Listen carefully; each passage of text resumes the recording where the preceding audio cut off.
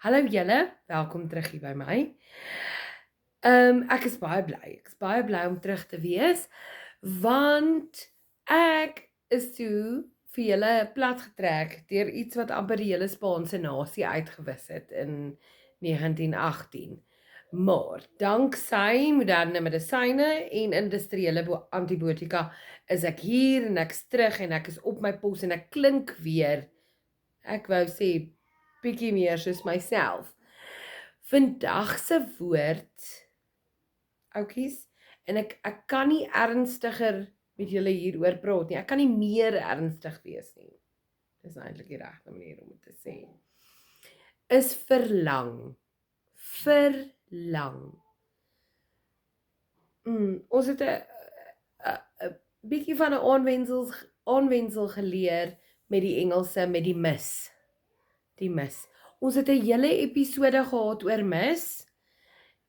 En ja, wat het ons geleer? Ons het geleer, dit is op 'n kraalvloer. Dit is waar mis is. Mis is nie in ons taal nie, tensy jy dit wat misloop of mis.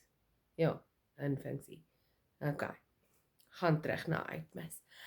Maar wanneer jy iemand lanklaas gesien het, of hulle het weggetrek, of enige so iets, dan verlang jy na hulle.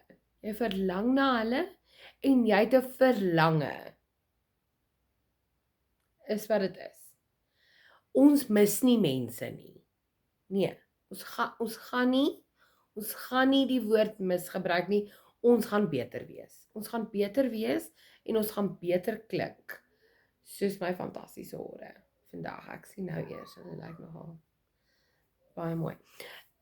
Ons gaan mense verlang, en wanneer hulle weg is van ons, het ons 'n verlange.